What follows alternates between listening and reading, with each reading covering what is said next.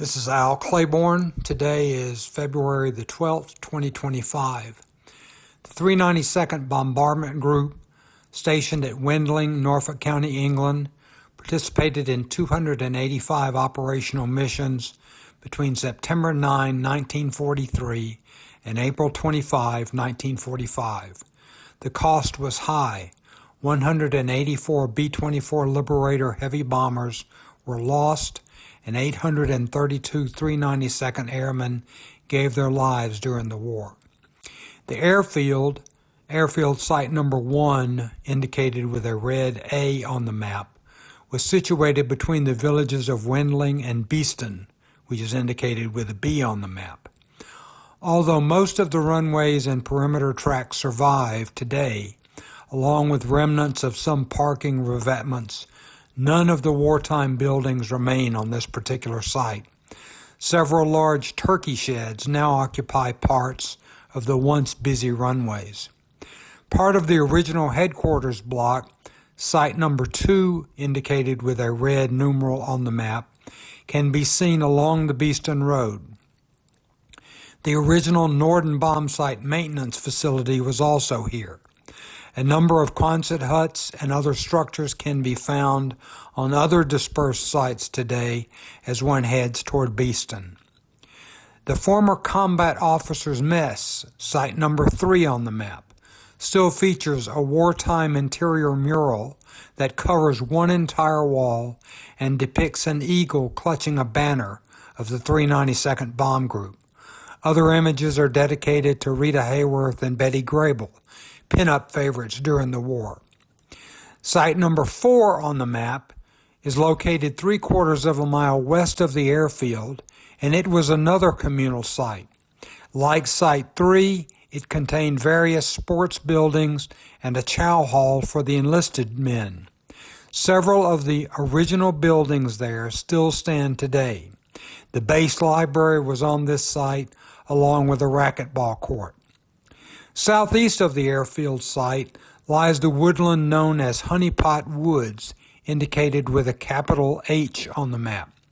During the war, this area was cleared, buildings were added, and concrete tracks were installed. The area was used primarily as a bomb dump, and some buildings or remnants thereof can still be seen today. The concrete tracks are still there as well. Not shown on the map is the location of the Reese-Fidel crash site, about 8 miles east-northeast of the airfield, near the village of Foxley. On July 5, 1944, the 9 airmen aboard 2 B-24 heavy bombers from the 392nd perished as a result of a mid-air collision. 3 of these men, 2nd Lieutenant Joseph Ionata from the Reese crew, 2nd Lieutenant Paul Fidel, and Staff Sergeant Warren Causey from the Fidel crew, are buried today in Cambridge American Cemetery. Just past the intersection of Beeston Road and Hearn Lane is a small plot just off the airfield. There stands the granite obelisk monument, indicated with an uppercase M on the map, that was dedicated almost 80 years ago in memory of those who perished and in honor of those who served with the 392nd. The monument and surrounding gardens were refurbished in 1989 and were rededicated with a number of 392nd veterans in attendance. The hedges on the grounds were replaced in 2017, and a new plaque was installed on the monument in July 2023. In January 2025, Martin Sewell of Norfolk County visited Sites 3 and 4, the Honeypot Woods, and the 392nd Monument. The photos he took are arranged in this video in 3 sections. The first section focuses on Site 3, which was the Combat Officers Mess. The second section focuses on Site 4, which was the recreational area for enlisted airmen and the Honeypot Woods, and Section 3 focuses on the 392nd Bomb Group Memorial. Thank you.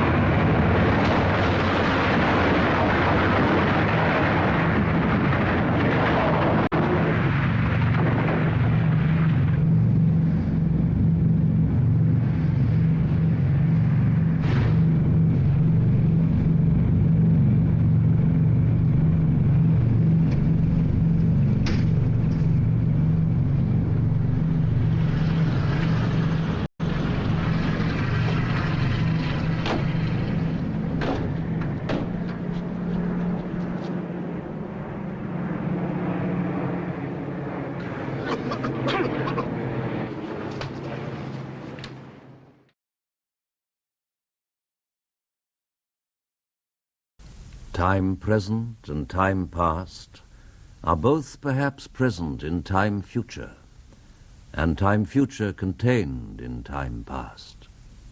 If all time is eternally present, all time is unredeemable. What might have been is an abstraction remaining a perpetual possibility only in a world of speculation. What might have been and what has been point to one end, which is always present.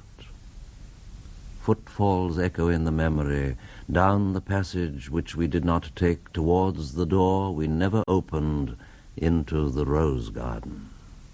My words echo thus in your mind. But to what purpose disturbing the dust on a bowl of rose leaves, I do not know. Other echoes inhabit the garden.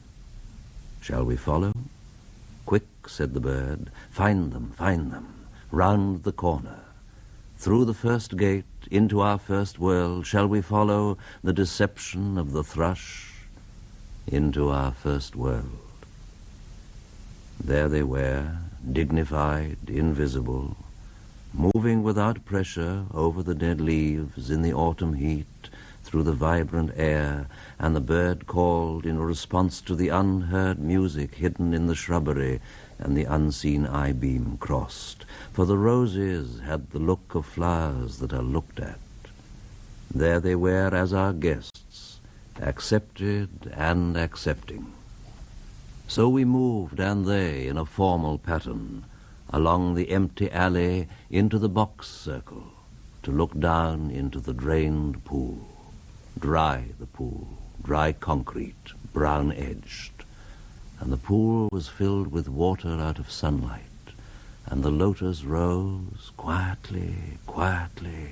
The surface glittered out of heart of light, and they were behind us, reflected in the pool.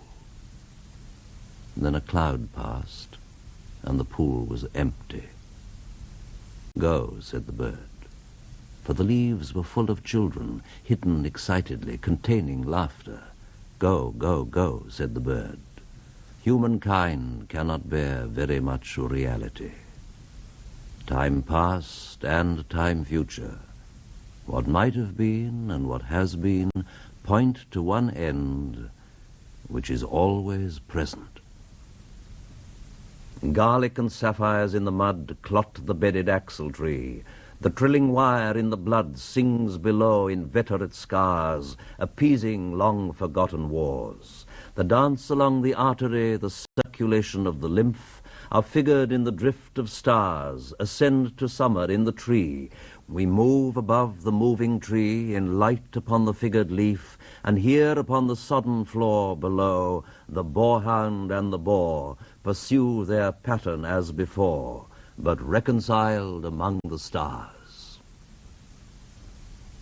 At the still point of the turning world, neither flesh nor fleshless, neither from nor towards, at the still point there the dance is, but neither arrest nor movement, and do not call it fixity where past and future are gathered, neither movement from nor towards, neither ascent nor decline. Except for the point, the still point, there would be no dance, and there is only the dance. I can only say, there we have been, but I cannot say where. And I cannot say how long, for that is to place it in time. The inner freedom from the practical desire, the release from action and suffering, release from the inner and the outer compulsion, yet surrounded by a grace of sense, a white light still and moving, Erhebung without motion, concentration without elimination, both a new world and the old made explicit, understood in the completion of its partial ecstasy, the resolution of its partial horror. Yet the enchainment of past and future, woven in the weakness of the changing body, protects mankind from heaven and damnation, which flesh cannot endure. Time past and time future allow but a little consciousness. To be conscious is not to be in time, but only in time can the moment in the rose garden, the moment in the arbor where the rain beat, the moment in the draughty church at Smokefall be remembered, involved with past and future. Only through time is conquered. Here is a place of disaffection, time before and time after, in a dim light. Neither daylight, investing form with lucid stillness, turning shadow into transient beauty, with slow rotation suggesting permanence, nor darkness to purify the soul, emptying the sensual with deprivation, cleansing affection from the temporal. Neither plenitude nor vacancy, only a flicker over the strained, time-ridden faces, distracted from distraction, by distraction, filled with fancies and empty of meaning, tumid apathy with no concentration, men and bits of paper whirled by the cold wind that blows before and after time, wind in and out of unwholesome lungs, time before and time after, eructation of unhealthy souls into the faded air, the torpid, driven on the wind that sweeps the gloomy hills of London, Hampstead and Clerkenwell, Camden and Putney, Highgate, Primrose and Ludgate. Not here the darkness in this twittering world. Descend lower, descend only into the world of perpetual solitude. World not world, but that which is not world, internal darkness, deprivation and destitution of all property, desiccation of the world of sense, evacuation of the world of fancy, inoperancy of the world of spirit. This is the one way, and the other is the same, not in movement, but abstention from movement, while the world moves in appetency on its metalled ways of time past and time future. Time and the bell have buried the day, the black cloud carries the sun away. Will the sunflower turn to us? Will the clematis stray down, bend to us? Tendril and spray clutch and cling? Chill fingers of you be curled down on us? After the kingfisher's wing has answered light to light and is silent, the light is still at the still point of the turning world. Words move, music moves only in time, but that which is only living can only die. Words after speech reach into the silence. Only by the form, the pattern, can words or music reach the stillness as a Chinese jar still moves perpetually in its stillness. Not the stillness of the violin while the note lasts, not that only, but the coexistence, or say that the end precedes the beginning, and the end and the beginning were always there before the beginning and after the end, and all is always now. Words strain, crack and sometimes break under the burden, under the tension, slip, slide, perish, decay with imprecision, will not stay in place, will not stay still. Shrieking voices, scolding, mocking, or merely chattering, always assail them. The word in the desert is most attacked by voices of temptation, the crying shadow in the funeral dance, the loud lament of the disconsolate chimera. The detail of the pattern is movement, as in the figure of the 10 stairs. Desire itself is movement, not in itself desirable. Love is itself unmoving, only the cause and end of movement, timeless and undesiring, except in the aspect of time caught in the form of limitation between unbeing and being. Sudden in a shaft of sunlight, even while the dust moves, there rises the hidden laughter of children in the foliage. Quick now, here, now, always. Ridiculous the waste-sad time, stretching before and after.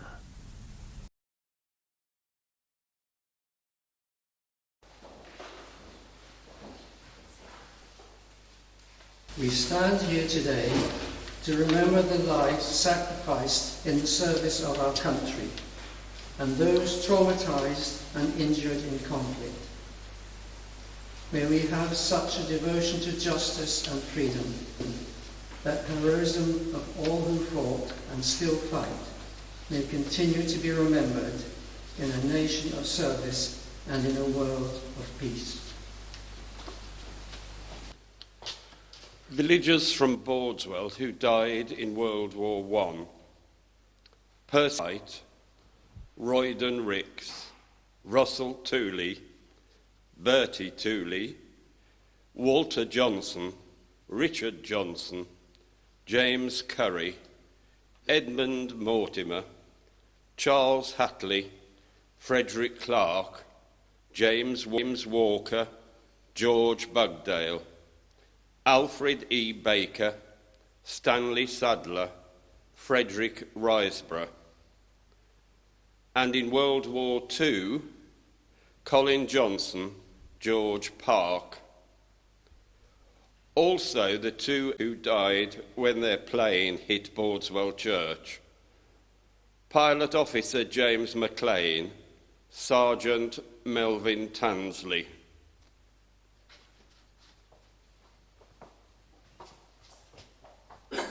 Those from Foxley who died from the First World War: James Oliver Arminger, Edward Chaplin, Daniel Walter Parfitt. And from the Second World War, Angus Ross. We also remember the airmen who died when their aircraft crashed in Foxley during the Second World War. Two in Foxley Wood and one near Mill Lane. They were from the United States, England and New Zealand: Robert Rees, Joseph Ionotta, William Minzenberg, Marion Thornton, Ralph Butzman, Paul Fidel, Mark Fitzgerald, Harold Rusmanson, Warren Causey, Terence Ryan, Robert Michael and Sidney Stain.